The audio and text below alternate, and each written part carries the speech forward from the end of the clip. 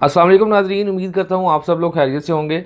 नाजरीन, last lecture में हमने देखा था कि कोऑर्डिनल डायरेक्शंस जो हैं उनको हम कैसे मेजर करते हैं। उनमें आ जाती थी east, west, north and south, कि किसी भी कंट्री के ईस्ट में कौन सी कंट्री है, नॉर्थ में कौन सी कंट्री है, साउथ में कौन सी कंट्री है और वेस्ट में कौन सी कंट्री है, उसको कैसे मेजर करेंगे। उसके लिए आपको मेरी पहली वीडियो देखनी पड़ेगी जो कि है कोऑर्डिनल डायरेक्शंस पे। ठीक है, अगर वो वीडियो आप देख लेते हैं तो बड़े आसानी से आपको ये वाली वीडियो समझ आ जाएगी। तो आज की जो वीडियो है वो अल्लाह का नाम लेके शुरू करते हैं जी। आज की वीडियो में हमने बात करनी है एशिया के ऊपर। एशिया में सबसे पहले आपने याद रखना है कि एशिया में 48 कंट्रीज़ आती हैं।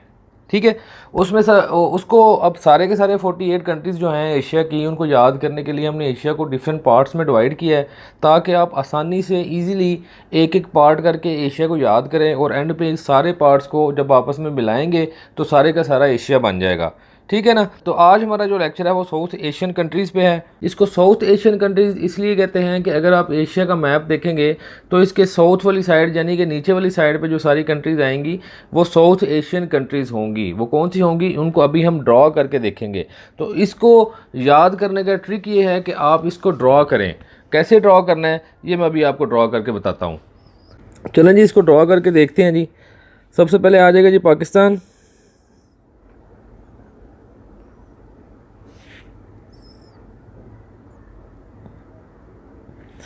फिर आ जाएगा जी इधर करके ऐसे करके जी इंडिया, फिर इधर नेपाल, फिर आ जाएगी जी भूटान, फिर इधर आ जाएगा जी बांग्लादेश, और इधर थोड़ा सा एरिया जो है वो भी इंडिया का है। फिर नीचे आ जाएगा जी श्रीलंका, फिर आ जाएगा जी मालदीव्स, लास्ट में आ जाएगा जी इधर अफ़गानिस्तान। क्लियर है जी। तो ये नाजरीन 8 कंट्रीज़ थी। ये 8 कंट्रीज़ को कहते हैं जी साउथ एशियन कंट्रीज़। जिस जगह पे भी ये 8 कंट्रीज़ की बात होगी तो आपके जहन में उसी वक्त आ जाना चाहिए कि साउथ एशियन कंट्रीज़ की बात हो रही है। और उसके बाद इन सारी 8 कंट्रीज़ में एक बड़ा इंपॉर्टेंट क्वेश्चन आता है, वो आता है जी सार्क का। सार्क, सार्क का मतलब है जी South Asian Association of Regional Cooperation. ठीक है जी। ये सार्क जो कंट्रीज़ हैं इनको साउथ एशियन कंट्रीज़ भी कहते हैं और साउथ एशियन कंट्रीज़ को सार्क कंट्रीज़ भी कहते हैं।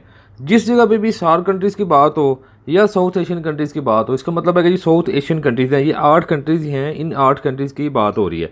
तो सार्क के बारे में जो क्वेश्चन आते हैं उसमें ये कहता है जी कि सार्क कब बनी है जी। 8 दिसंबर 1985 में बनी है। किधर बनी जी? बांग्लादेश में। बांग्लादेश का कैपिटल है जी ढाका, इधर बनी है। तो उसके बाद फिर ये क्वेश्चन आता है जी सार्क का जो हेडक्वार्टर है वो जी नेपाल में है, काठमांडू। क्लियर है जी। उसके बाद आता है जी इसका जो करंट सेक्रेटरी जनरल है वो कौन है। करंट सेक्रेटरी जनरल जो है वो इसका है इसाला विराकोन। इसाला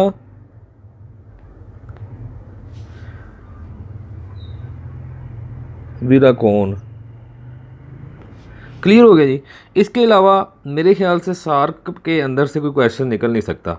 ठीक है, तो ये एक थोड़ी थोड़ी जो जीके की इन्फॉर्मेशन मैं आपको बता रहा हूँ इन कंट्रीज़ को याद रखने के लिए। ठीक है, ताकि इन कंट्रीज़ का मैप याद करने के साथ साथ जो जो इनके इंपॉर्टेंट एमसीक्यूज़ हैं वो भी आपको साथ साथ याद होते रहें। तो यही तरीका है इन एमसीक्यूज़ को याद करने का। आप जब भी रट्टा मारेंगे तो आपको ये याद नहीं होंगे जब तक आप इनका जो बेसिक कॉन्सेप्ट है, इनके बैकएंड पे जो कॉन्सेप्ट चल रहा होता है, जब तक आप उस तरीके से आप इसको तैयार नहीं करेंगे आपको कभी भी ये याद नहीं होंगे। तो इधर तक समझ आ गई आप लोगों को। अब इन 8 कंट्रीज़ जो हैं उनके साथ ही इनके कैपिटल और करेंसीज भी आपने याद करनी है। एक तो इनको आपने ड्रॉ करना है, 10 से 15 मरतबा आपने इनको ज़बानी याद करना है। एक दफ़ा, 2 दफ़ा, 3 दफ़ा आप देख के इसको ड्रॉ करें। इसके बाद आपने ज़बानी 10 से 15 दफ़ा इसको ड्रा करना है। इसके बाद इंशाल्लाह ताला आपको पूरी ज़िंदगी ये नहीं भूलेंगे कि ये 8 कंट्रीज़ आपको कभी ज़िंदगी में नहीं भूलेंगी कि साउथ एशियन कंट्रीज़ की जिधर भी बात होगी आपके दिन में ये 8 कंट्रीज़ बड़े आसानी से आ जाएंगी। ठीक, तो शुरू करते हैं जी पाकिस्तान से। तो पाकिस्तान जो है इसका कैपिटल जो है वो है जी इस्लामाबाद, और करेंसी जो है वो है जी रुपी। क्लियर है जी। फिर आ जाएगा जी इंडिया। इंडिया का कैपिटल है जी न्यू दिल्ली, और करेंसी है जी रुपी। ये इंडियन रुपी हो गया। ठीक है जी। फिर आ जाएगा जी नेपाल। नेपाल का कैपिटल है जी काठमांडू, और इसकी करेंसी भी है जी रुपी। इसके बाद आ जाता है जी भूटान। भूटान का कैपिटल जो है वो है जी थिम्फू, और करेंसी जो है वो है जी निगल्ट्रम।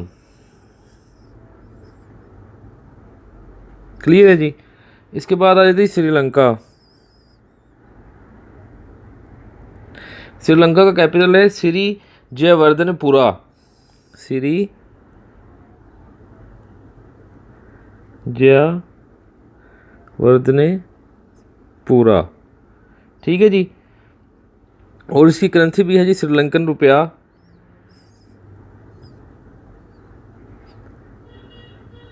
श्रीलंकन रुपी।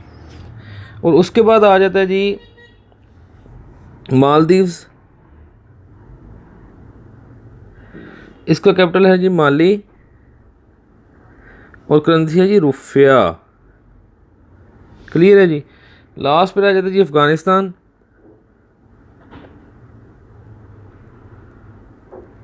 कैपिटल है जी काबुल, और करेंसी जो है वो है जी अफगानी वैसे कहते हैं, वैसे अफगानी करेंसी भी चलती है, अफगानी। क्लियर है जी।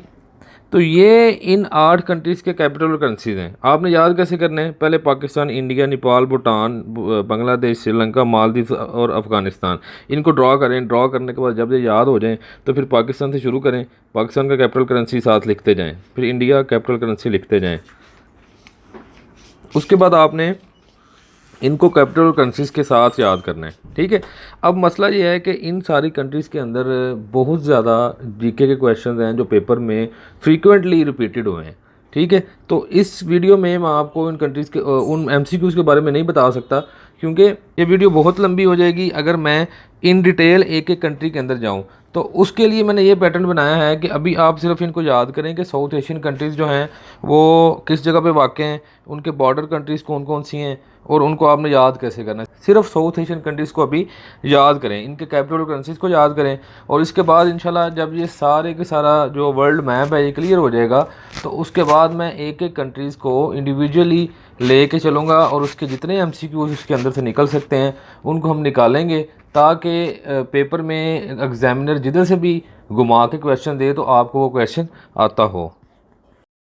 में देख लेते हैं पाकिस्तान के नेबरिंग कंट्रीज़ कौन कौन सी हैं। पाकिस्तान का जो ईस्ट है उसमें इंडिया है, वेस्ट में जो है अफ़गानिस्तान, और नॉर्थ में जो है वो चाइना है, और साउथ में जो है वो अरेबियन सी और ईरान, इधर करके ना ऐसे ईरान आता है। क्लियर है जी। तो ये था आज का लेक्चर साउथ एशियन कंट्रीज़ के बारे में। तो उम्मीद करता हूँ कि आपको आज के लेक्चर की बड़े अच्छे तरीके से समझ आ गई होगी। तो नेक्स्ट लेक्चर में हम साउथ ईस्ट एशियन कंट्रीज़ को डिस्कस करेंगे। तब तक के लिए इजाज़त दीजिए। अल्लाह हाफिज़।